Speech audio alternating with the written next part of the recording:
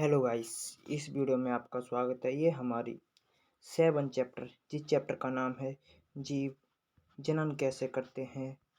ठीक है, उसकी यह हमारी तीसरी वीडियो है। इससे पहले हम 2 वीडियो बना चुके हैं। जो आपने नहीं देखे हो तो देख लेना, मैं लिंक डिस्क्रिप्शन बॉक्स में डाल दूंगा। ठीक है, इस वीडियो में हम पढ़ते हैं आगे। इस वीडियो में हम पढ़ेंगे लैंगिक प्रजनन। ठीक है, और भी पढ़ेंगे लैंगिक प्रजनन। लैंगिक प्रजनन, हाँ लैंगिक प्रजनन। इससे पहले हम अलैंगिक प्रजनन पढ़ा था दूसरी वीडियो में, अलैंगिक प्रजनन। इस वीडियो में हम क्या पढ़ेंगे, लैंगिक प्रजनन। ठीक है, क्या होता है देखते हैं। लैंगिक प्रजनन नर व मादा युग्मक के मिलने से होता है। मतलब लैंगिक प्रजनन नर और मादा युग्मक के मिलने से होता है। युग्म मतलब जो होते हैं, जो हमारे अंदर युग्मक क्या होता है, नर के अंदर युग्मक क्या होता है, शुक्राणु। मादा के अंदर क्या होता है, अंडाणु। ठीक है, उन्हें हम युग्मक कहते हैं। ठीक है, और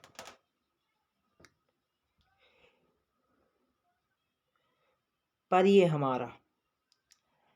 हमारा अलैंगिक प्रजनन में नहीं था। सिर्फ हमारा एक ही, जो हमारा एक जीव होता था, वही एक ही जीव ना हो, या नर होता था या मादा। मतलब जीवाणु में तो नर मादा होता ही नहीं, वैसे भी एक होता था, एक जीव होता था। वही टूटकर या जनन कर दूसरे जीव की उत्पत्ति करता था। ठीक है, हमने जो पढ़ा था अलैंगिक जनन में। पर इसमें यह है कि नर और मादा दोनों का युग्म मिलेंगे, तब मिलने से तब हमारा लैंगिक प्रजनन होगा। ठीक है, आगे बढ़ते हैं। थोड़ा कलर चेंज कर लें और थोड़ा पतला कर ले रहे हैं इसको, है मज़ा आ जाए। इस कलर में मज़ा नहीं आ रहा है, हम ब्लैक पे लेके ना, इसलिए। ठीक है, उसके बाद हमारा रुको पेन, हाँ ठीक है। नर व मादा युग्मक के मिलने के प्रक्रम को निषेचन कहते हैं। मतलब जो नर और मादा का युग्मक होता नहीं है, शुक्राणु और अंडाणु होता है, उनके मिलने की प्रक्रिया जो मिलती है आपस में, मिलने की प्रक्रिया को हम निषेचन कहते हैं। क्या कहते हैं, निषेचन। ठीक है, पर ये हमारा याद रखना अलैंगिक जन्म में नहीं था, सिर्फ लैंगिक जन्म में है। ठीक है, मैं ज़्यादा आपको लैंगिक जन्म के बारे में बताऊंगा नहीं, क्योंकि आपका दिमाग भटक सकता है। ठीक है, जो टॉपिक है हम उसी पे पढ़ेंगे। जो अलैंगिक जन्म पीछे वाली वीडियो में आप देख लेंगे, पढ़ लेंगे, मैं लिंक डिस्क्रिप्शन बॉक्स में डाल दूंगा। ठीक है, उसके देखो कैसे, ये देखो हमारा गोलाकार का ही तो होता है। मैं आपको गोलाकार का सिर्फ बना दे रहा हूँ। ये हमारा शुक्राणु हो गया, सॉरी शुक्राणु नहीं, अंडाणु। ठीक है, वो ये हो गया हमारा शुक्राणु, ये उसकी पूंछ हो गई। ठीक है, ये दोनों मिलेंगे, इसकी मिलने की प्रक्रिया को हम निषेचन कहेंगे। क्या कहेंगे, निषेचन। आपको निषेचन समझ आ गया होगा, याद रखना। नर और मादा के युग्मक शुक्राणु और अंडाणु के मिलने की प्रक्रिया को निषेचन कहते हैं। ठीक है, प्रकम भी कह सकते हैं। उसके बाद हमारा संतति में विभिन्नता उत्पन्न होती है। मतलब संतति जो जीव उत्पन्न होता है, जो बच्चा उत्पन्न होता है नरों में, वो जीवों में, उसमें विभिन्नता होती है। कैसी विभिन्नता, देखो जैसे मान लो ये आपके एस के गौतम सर हैं। ठीक है, बना देता हूँ थोड़ा वैसे ही। और ये उनकी वाइफ है। जो हमारा जो बच्चा उत्पन्न होगा उसमें थोड़ी विभिन्नता होगी। देखो क्या, जैसे उसके आपने देखा होगा मानवों में हर किसी का बच्चा बिल्कुल सेम नहीं होता। उसका फेस का कलर अलग हो सकता है, या चेहरा अलग हो सकता है। ठीक है, इसी प्रकार ऐसे आपका एस के गौतम और उनकी वाइफ का बच्चा होगा, उसका लड़की मानो लड़की हुई तो उसके कलर अलग हो सकता है। आंखों का कलर थोड़ा अलग हो सकता है। ठीक हो जाता है। और मुंह का आवाज़ तो सबकी अलग होती है, तो आपको पता ही है। अन्य चीज़, अब विभिन्नता समझ गए होंगे। हमारे लैंगिक प्रजनन हमने देख लिया क्या होता है। उसके बाद आगे बढ़ते हैं हम। आगे लैंगिक प्रजनन में हम 2 चीज़ पढ़ेंगे। पहला, पुष्प के पौधे जो फूल होते हैं उनके पौधे में, फूल में हम थोड़ा एक ही बात समझते हैं। पौधे में लैंगिक प्रजनन, ठीक है। लो, पौधे में लैंगिक प्रजनन पढ़ेंगे, लैंगिक प्रजनन में, ठीक है। पहला ये हो गया हमारा। दूसरा हमारा मानव में प्रजनन, जिसके हम अगली वीडियो में पढ़ेंगे, पर इसी वीडियो में हम पौधे में लैंगिक प्रजनन पढ़ेंगे, ठीक है। देखते हैं क्या होता है। हमने लैंगिक प्रजनन जान लिया क्या होता है, ठीक है। उसके बाद हमारा आता है, हम पहला टॉपिक देखेंगे, पहला है हमारा इसी वीडियो में, पुष्पी पौधे में लैंगिक प्रजनन। पुष्पी मतलब पौधा होता नहीं है, पौधा, उसका फूल होता है, उसी फूल से, उस फूल से ही उसका प्रजनन होता है। वहीं से ये आपको जान के इंटरेस्ट होगा, हैरानी होगी कि वहीं से फूल में ही हमारा क्या बनता है। देखो क्या बनता है, मैं सॉरी, फल बनता है, ठीक है। फल बनता है, बीज बनता है फूल से, ठीक है। जान के इंटरेस्ट हुआ, आपको पहली बार पता पड़ा होगा, ठीक है। हम आगे आगे देखेंगे कैसे कैसे बनता है, कैसे प्रजनन होता है इसके अंदर, ठीक है। ये हमारा लिखा है पुष्प पौधे में लैंगिक प्रजनन, मतलब जो पौधे होते हैं उसके ऊपर फूल होता है। मैं बता दिया, एक और बता देता हूँ, उससे हमारा वो होता है उसका प्रजनन। तो हमारा ये हमारा फूल हमारा क्या हो गया, कलर चेंज कर लेते हैं। फूल हमारा हो गया पौधे का जनन अंग। जैसे नर में नर जनन अंग, मादा में वो मादा जनन अंग। ऐसे ही पौधे में माता हमारा होता है पुष्प जनन अंग।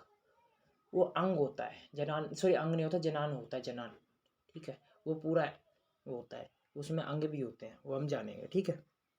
कलर चेंज कर लें, येलो ले लेते हैं, ठीक है। उसके बाद आता है फूल पौधे का जनन अंग है। मैंने बताया था फूल पौधे का जनन अंग है, पर ये अंग है, एक प्रकार का अंग है, पर उसका ढांचा समझाओ।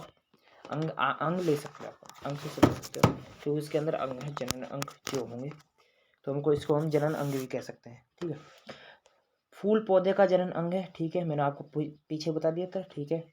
उसके बाद आगे बढ़ते, एक फूल के मुख्य भाग, वाहेदल, पंखुड़ी, स्त्रीकेसर, पुंकेसर। देखो हमारे एक फूल के मुख्य भाग कौन कौन से होते हैं। वाहेदल होता है, ऊपर मार पे कर दें टिक, पंखुड़ी होता है, स्त्रीकेसर होता है, पुंकेसर होते हैं, ठीक है। ये होते हैं, देखो इस वाहेदल और पंखुड़ी, ये तो आपको मैं आगे चित्र से दिखा दूंगा। स्त्री के जैसे हमारे मानव में स्त्री होती है, उसी प्रकार पौधे में स्त्री अंग होता है।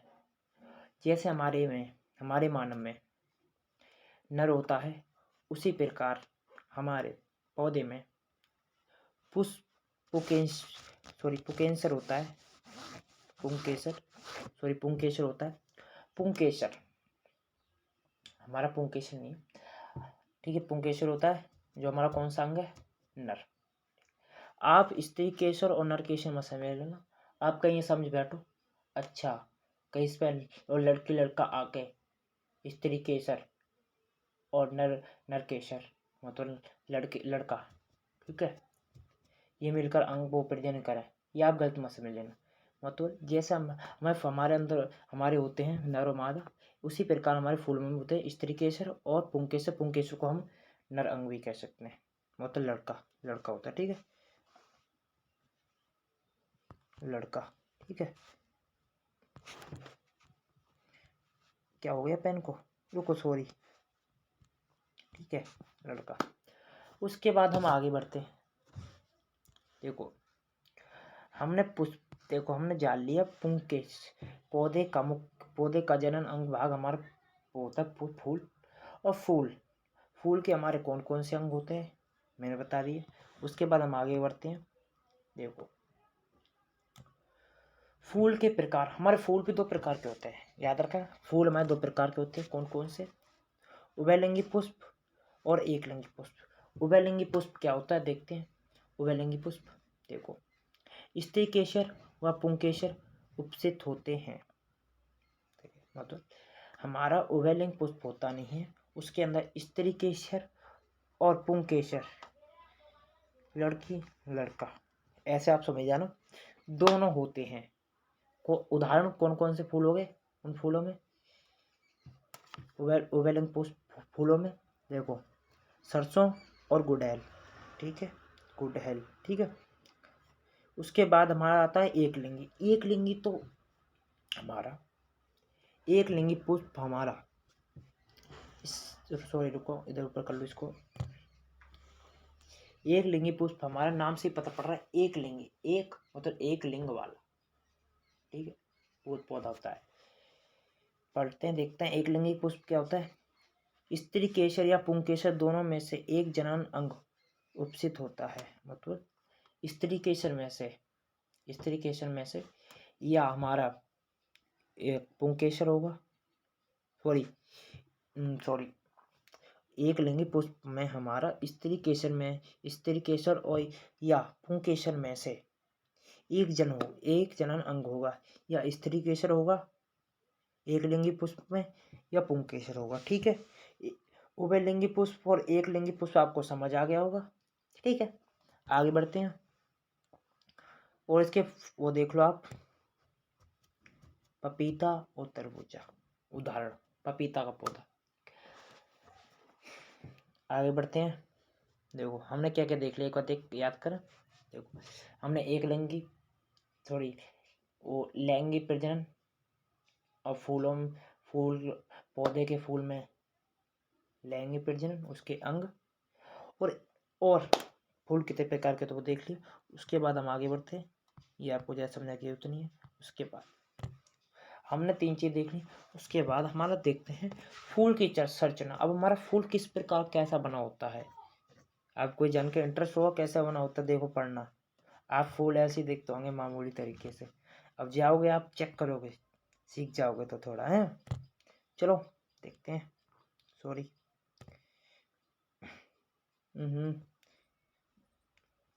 देखो पैर हमारे होते हैं स्त्रीकेसर, पुंकेसर और स्त्रीकेसर, ठीक है, 2 भाग होते हैं, पुंकेसर और स्त्रीकेसर, मैं बता दिया था। अब पुंकेसर, हम स्त्रीकेसर शुरू करें, नहीं पुंकेसर शुरू करते, क्योंकि मैं थोड़ा यहाँ से समझा दूंगा, फिर उसके बाद हम पढ़ाने के बाद समझाएंगे, तो आपको एक्स्ट्रा समझ आएगा और अच्छा दिमाग में घुसेगा, ठीक है। समझाने की जिम्मेदारी सिर्फ मेरी है, आप कृपया ध्यान देते रहिए, ठीक है। स्त्रीकेसर में हमारे 2 भाग होते हैं सिर्फ, पुंकेसर, माफ करना, पुंकेसर में हमारे 2 भाग होते हैं, मैंने ध्यान नहीं दिया था, थोड़ा सोचना पड़ता है हमको। पुंकेसर में हमारे 2 भाग होते हैं, कौन से, परागकोश, परागकोश और तंतु। ये दिख रहा है, ये कलर चेंज कर लें क्योंकि मज़ा नहीं आएगा, वो थोड़ा इसको पतला कर ले रहे हैं।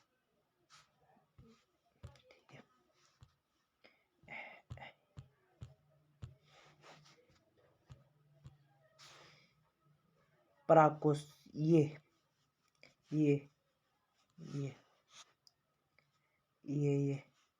ये ऊपर देख रहे हैं आपको सारे परागकोश हैं, ठीक है, ये छोटे छोटे देख रहे हैं सब परागकोश हैं।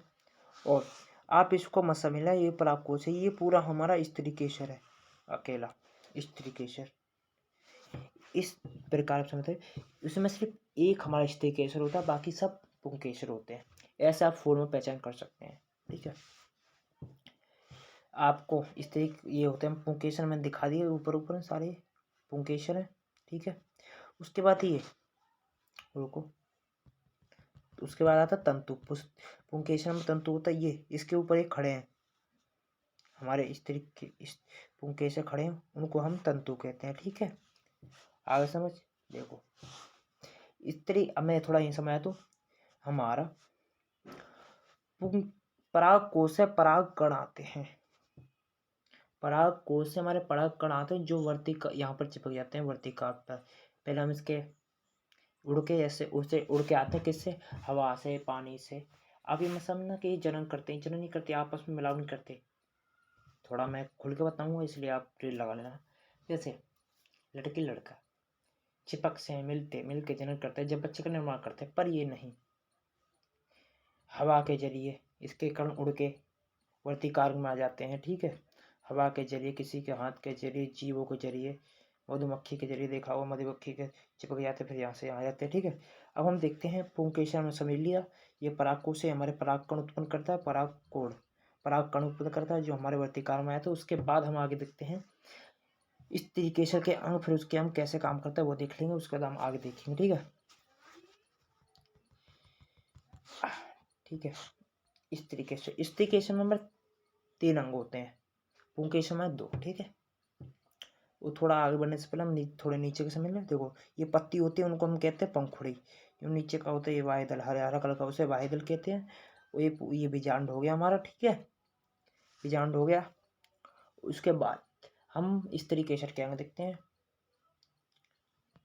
इस तरीके से अंडाशय, ये हमारा अंडाशय होगा, पहला हमारा अंडाशय, हमारा अंडाशय हो गया। ठीक है, वृत्तिका जिसे हम पराग नली भी कहते हैं, पराग कण नली, पराग नली भी कहते हैं क्योंकि पराग कण आते थे। इसको हम वृत्तिका भी कहते हैं और पराग नली भी कहते हैं। उसके बाद सबसे ऊपर है ये, इसको हम कहते हैं क्या, वर्तिकार्ग, वर्तिकार्ग कहते हैं। ठीक है, इस पुंकेसर के अंग में समझा दिया। और पराग, उससे हमारा पराग कण आता है, पराग कण उड़ के आते हैं जो हमारे वर्तिकार्ग में चिपक जाते हैं। ठीक है, इस तरीके से हमने अंग बता दिए। फिर वर्तिकार्ग में जो हमारे पराग कण आके चिपक जाते हैं, ठीक है, हमारे पराग कोश पराग कणा जो वर्तिकार्ग में चिपक गए। वर्तिकार्ग से एक पदार्थ निकलता है, जो वर्तिकार्ग में पराग कण से जो एक पदार्थ निकलता है, जो हमारा यहाँ से लेके यहाँ तक ऐसे, मैं आगे चित्र में समझाऊंगा, यहाँ तक ऐसे एक हमारे पराग नली का निर्माण करता है। इसकी बाहर की वृत्तिका पराग नली का निर्माण करता है, इसको वृत्तिका कहते हैं, पराग नली का। ठीक है, पराग नली का निर्माण करता है। ठीक है, आपको समझ आ गया होगा। पराग नली का निर्माण करता है, फिर ये हमारा पराग नली का खुद निर्माण करता है। फिर पराग नली से होता हुआ ये हमारे अंडाशय में आता है। यहाँ पर बच्चों का वो हमारे फल बीज का निर्माण होता है। हम आगे बढ़ेंगे, बस मैंने थोड़ा आपको समझाता और अंग समझ जाती है। आप सिर्फ समझना कि हमें फूल की संरचना समझाइए। ठीक है, वो थोड़े बहुत मैं समझा देता। अब आगे बढ़ते हैं। देखो, अब हम आगे मेन टॉपिक पर, बीज, सॉरी हम कलर चेंज कर लें, कौन सा ले लें, थोड़ा पिंक कलर का ले लेते हैं, क्योंकि गर्ल देख रही होंगी तो थोड़ा उनकी फेवरेट कलर ले लें, पिंक कलर। पहला हमारा मेन टॉपिक है बीज निर्माण प्रक्रिया, जिसे हम फल निर्माण प्रक्रिया भी कहते हैं। ठीक है, आगे सुन, तो हम एक बार रिवीजन कर ले, हमने क्या क्या देख लिया, क्योंकि थोड़ा रिवीजन करने से याद रहता है ज़्यादा। ठीक है, देखो हमने लैंगिक प्रजनन, ठीक है, उसके बाद फूल पौधे का हमारा फूल जनन अंग होता है, उसके और फूल के हमने अंग देख लिए और फूल की संरचना देख ली। उसके बाद ये मैम चीज़ें हम देख ली। उसके बाद हमारा आता है बीज निर्माण प्रक्रिया, जिसे हम फल निर्माण प्रक्रिया भी कहते हैं। स्टार्ट करते हैं, याद रखना। देखो, पराग कोश में उत्पन्न परागकण, देख मैंने बताया था पराग कोश में परागकण उत्पन्न होते बनते, ठीक, जो मैंने बताया हवा पानी जंतु, ठीक है, हवा पानी जंतु द्वारा उसी फूल के वर्तिकार्क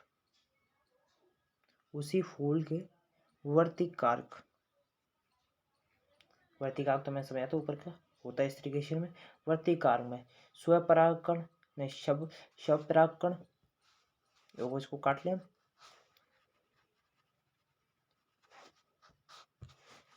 सॉरी काटने के बाद भी आ गया,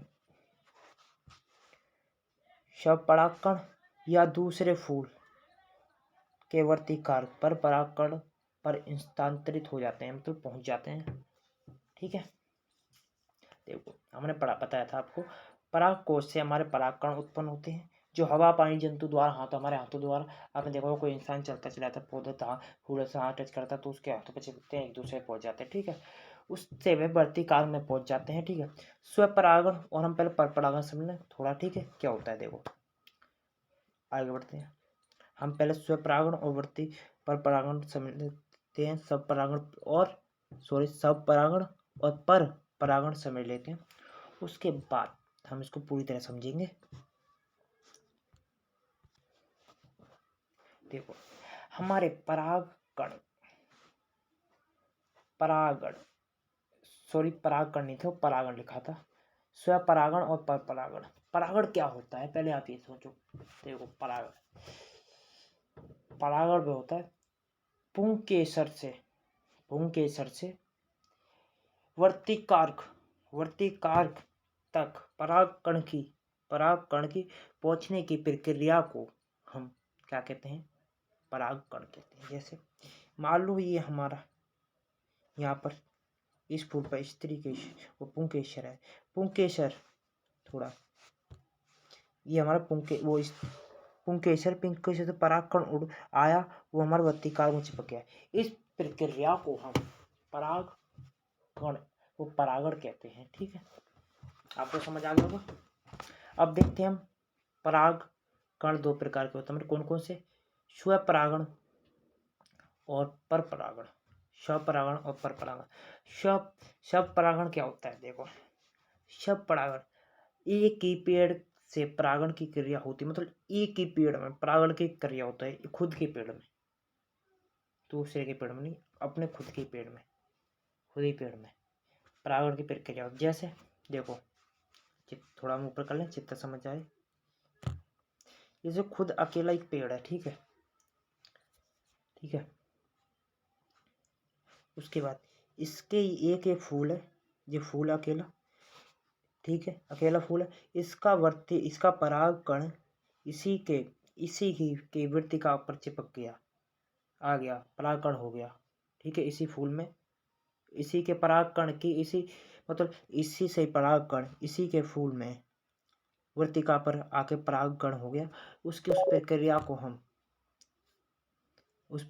परागकण कहते हैं। ठीक है, और इसी पौधे के दूसरे फूल पर परागकण पहुंच गए, उसको हम सब परागकण कहते हैं। ठीक है, पर इसी फूल से दूसरे फूल,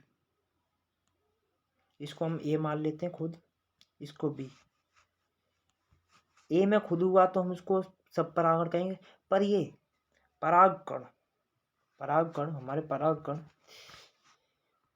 ए फूल से दूसरे फूल बी में पहुंचे, तो वहां पर हमारे वृत्तिका तक पहुंचे, परागण हुआ, उसको हम पर परागण कहते हैं। ठीक है, आप एक बार पढ़ देते हैं, एक मैं समझा देता पहले से जल्दी, थोड़ा रुको।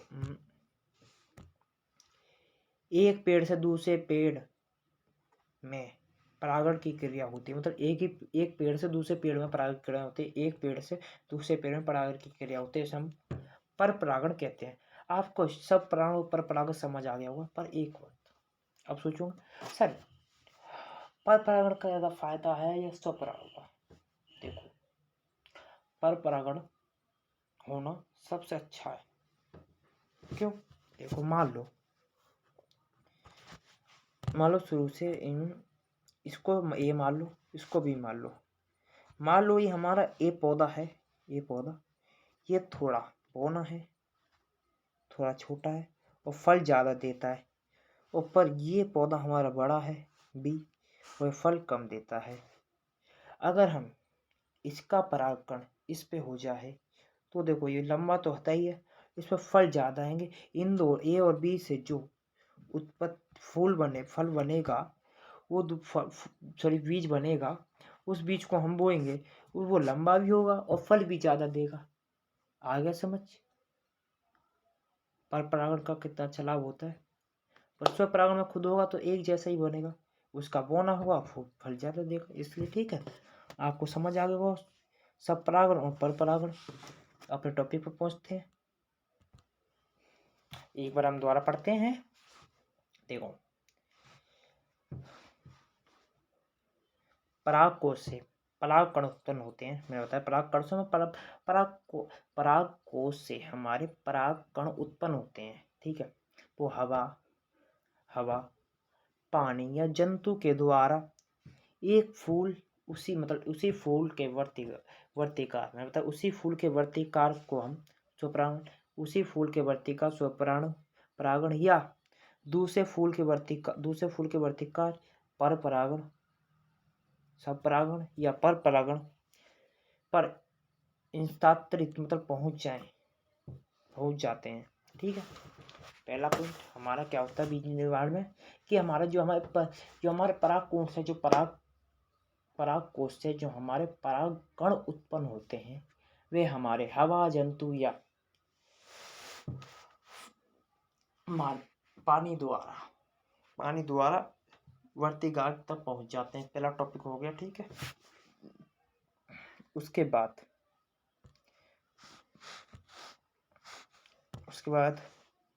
परागकोश में एक नली विकसित होती है जो वर्तिकाग्र से होते हुए बीजाणु तक पहुंचती है। मैंने बताया था कि हमारा जो परागकण से एक नली विकसित होती है जो वर्तिकाग्र के बीजाणु तक पहुंचती है। मैंने आपको बताया था कि हमारा परागकण होता है वे हमारा एक पदार्थ उत्पन्न करता है जिससे हम पराग नली विकसित होती है जो हमारे अंडाशय बीजांड तक पहुंचती है। ठीक है, पहला क्या हुआ हमारा पराग, शुरू देखते हैं। हमारा पहला क्या हुआ, परागकोश हमारे परागकण आए जो हमारे कहाँ पहुंचे। मैं एक बार चित्र से समझा दूंगा आपको, नीचे है। ठीक है, जो हमारे वर्तिकार तक पहुंचे परागकण। ठीक है, उसके बाद परागकण से एक केमिकल उत्पन्न हुआ, पदार्थ उत्पन्न हुआ। ठीक है, जो एक परागण नली का निर्माण करता है। ठीक है, जो बीजाणु तक पहुंचती है। ठीक है, उसके बाद हमारा अंडाशय के अंदर, इसको ऊपर कर देते हैं। अंडाशय के अंदर नर व मादा युग्मक का निषेचन या युग्मनज का निर्माण होता है। मतलब अब देखो हमारा पराग नली से हमारा बीजांड अंडाशय में वो होता है, वो तो अंडाशय में बीजांड होता है अंदर। ठीक है, ठीक है, तो हमारे पराग नली से होते हुए हमारे नर युग्मक कहाँ पहुंच गए, अंडाशय में। अंडाशय में पहुंच गए जो नर और मादा युग्मक का निर्माण वो निषेचन हो गए, मतलब मिल गए हमारे पराग मैं दोबारा बता देता हूँ। हमारा परागकण जिसको हम नर युग्मक कहते हैं, नर युग्मक परागकण को हम नर युग्मक कहते हैं। ठीक है, वह हमारे नर युग्मक हमारे मादा युग्मक, देखो एक बात याद रखना कि जो हमारी स्त्री के अंदर जो अंडाणु बनता है वो हर जानवर, पत्ते, फूल किसी से भी लेके उनका नाम अंडाणु होता है, पर नर में वह चेंज होता है। आप इस फल में देख सकते हो कि हमारा नर युग्मक, इसको हम क्या कह रहे हैं, परागकण, पर मादा युग्मक को हम अंडाणु कहेंगे। ठीक है, तो हमारा अंडाशय में नर युग्मक और मादा युग्मक का निषेचन होकर मिल गए। तो वह मिल गए, उसकी मिलने की प्रक्रिया हम निषेचन कहते हैं। मैंने बताया था निषेचन कहते हैं। ठीक है, मिल गए। फिर मिलने के बाद वो एक तो ही नहीं रहेंगे। मिलने के बाद दोनों मिल गए तो किसका निर्माण हुआ, युग्मनज का निर्माण हुआ। किसका, युग्मनज का निर्माण हुआ,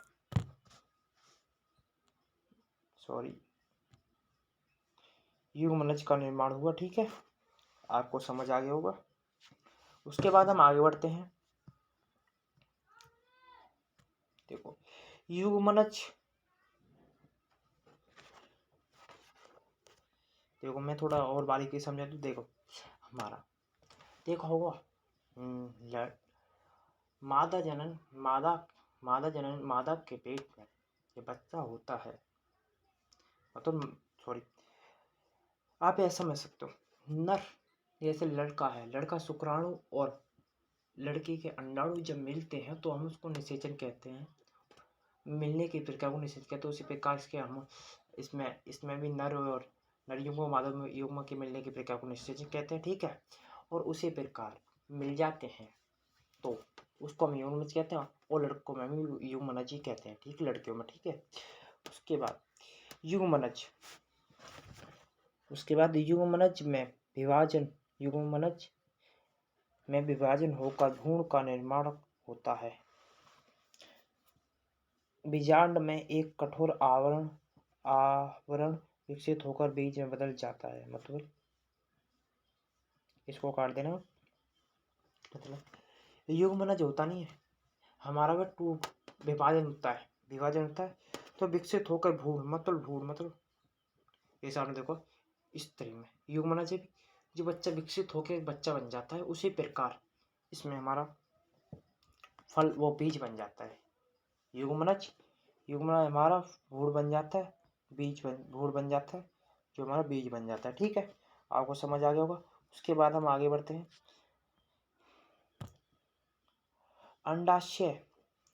अंडाशय फल में बदल जाता है और फूल के अन्य भाग झड़ जाते हैं। मतलब जो हमारा उसका अब देखो हमारा सारा प्रोसेस काम होता है बीजांड में, जहाँ मतलब वो फूल का निर्माण हुआ, वो बीज का निर्माण, फिर उसका हमारा अंडाशय होता है, वो हमारा बन जाता है फल। वो जो फल बन जाता है, वो जो उसकी पत्ती फत्ती होती हैं, वो पंखुड़ियाँ और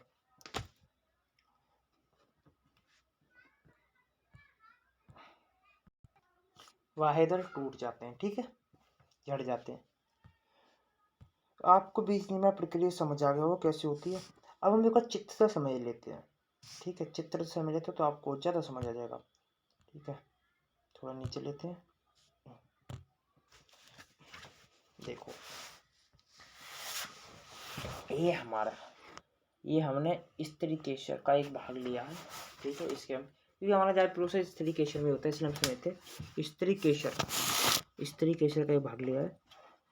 देखो ये हमारा उसका पराग कण आगे हैं उसके, ये सॉरी पेन यूज नहीं करा, पेन पे क्लिक नहीं करा था इसलिए उसके पराग कण है, ठीक है। ये उसका वर्ती कार्ग है,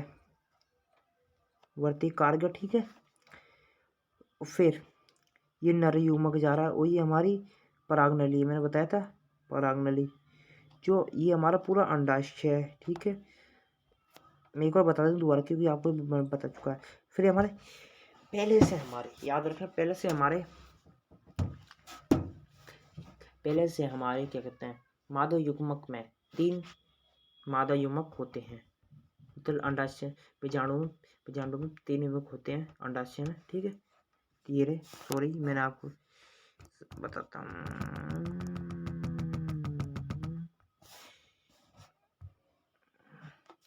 ये 1 2 3 सॉरी पेन है ना, इसलिए 1 2 3 ये हमारे पहले सब्जेक्ट होता है, ठीक है। हम समझते हैं कैसे होता है परिक्रम।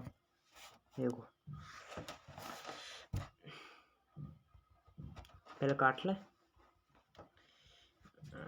देखो इस पे हमारे पराग कोण कहीं से उड़ के आए, मान लो कहीं से उड़ के आए हमारे आते हैं, तो आपको मैं बताया था पराग वो पराग में पराग कण उड़ के आए, जो हमारे वर्तिकार में चिपक गए, एक केमिकल पदार्थ होता है चिपका लेते हैं इनको।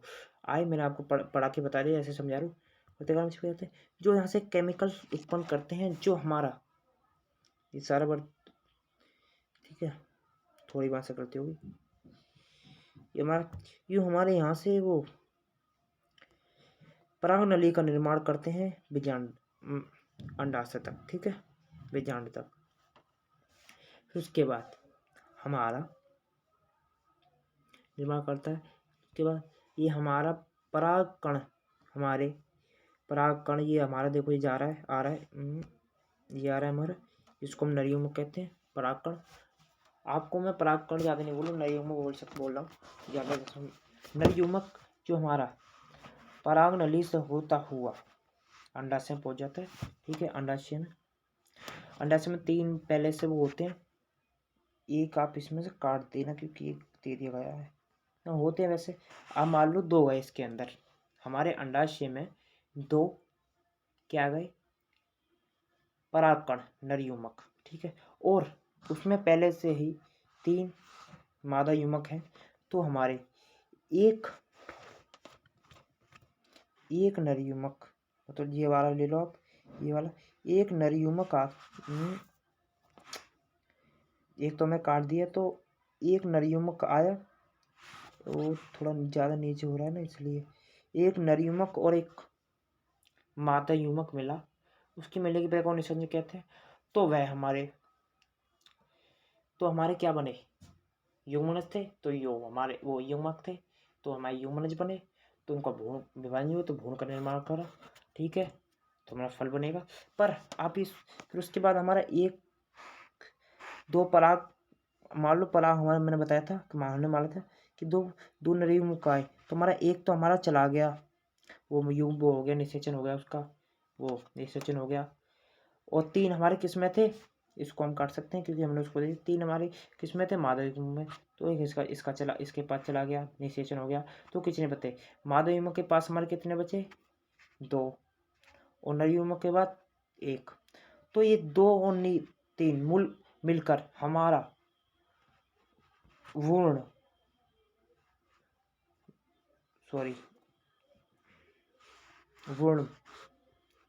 का निर्माण करेंगे, भ्रूण का निर्माण। ठीक है, भ्रूण का निर्माण करेंगे, जो हमारा ये होता है, जो हमारा भ्रूण बना था उसको खाना उत्पन्न करेंगे। ठीक है, जिस प्रकार आपने देखा होगा हमारे नर मादा से बच्चे को किससे प्राप्त होता है खाना, उससे प्लेसेंटा द्वारा होता है। इसी प्रकार हमारा ये भ्रूणम का निर्माण करते हैं, भ्रूणम का उसके द्वारा होता है। ठीक है, आपको समझ आ गया हो, आपको समझ आ गया होगा कि हमारे अंग कौन कौन से होते हैं। फूल कोल से मुख्य अंग। ठीक है, उसकी संरचना, उसके फूल कैसा, बीज और फल कैसे बनता है, आपको जान के इंटरेस्ट होगा कि ऐसे फूल बनता है और फल बनते हैं। ठीक, मजा आ गया होगा। हमारा वैसे एक चैप्टर यहाँ खत्म हो गया, थोड़ा और देखते हैं। देखो, एक 2 चीज़ और देख लेते हैं, मैं थोड़ा अलग से ले लिया, आपको थोड़ी जनरल नॉलेज होनी जरूरी। वैसे हमारा ये चैप्टर नहीं खत्म हो गया, वीडियो नहीं, थोड़ी टॉपिक। ये हमारा है दुनिया का सबसे बड़ा, जान के रानी होगी, फूल। जिस फूल का नाम है, थोड़ा कलर चेंज कर लें,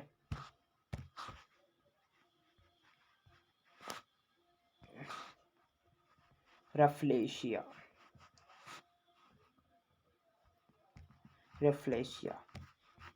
क्या नाम है इसका, रेफ्लेशिया। ठीक है, इस फूल का नाम है रेफ्लेशियस, दुनिया का सबसे बड़ा फूल है। इसका परागण हमारा किसके द्वारा होता है, याद रखना, रेफ्लेशिया। इसका परागण हमारे हाथों द्वारा होता है। ठीक है, याद रखना। ठीक है, उसके बाद अब मान लिया हमारा सबसे बड़ा फूल हमारा रेफ्लेशिया होता है, तो हमें ये भी जानना जरूरी है कि सबसे बड़ा कौन सा होता है। सबसे बड़ा होता है हमारा, ये देखो कितना अमेजिंग है ना, देख के हैरान हो गए होंगे। ये लग रहा नहीं है आपको, पर ये सबसे छोटा है, दुनिया का सबसे छोटा। इसका नाम है वोल्फिया। क्या नाम है, कोई रुको,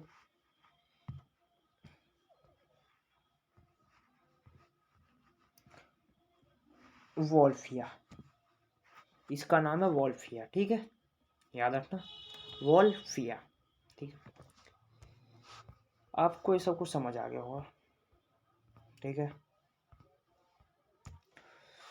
वीडियो कैसी लगी कमेंट बॉक्स में जरूर बताना। ठीक है, और आप इस वीडियो को ध्यान से देखना। मेरा एक ही ड्रीम है कि मेरे पढ़ने वाले बच्चे टॉप करें और सबको समझ आना चाहिए। ठीक है, थैंक्स। ये वीडियो यहीं समाप्त होती है।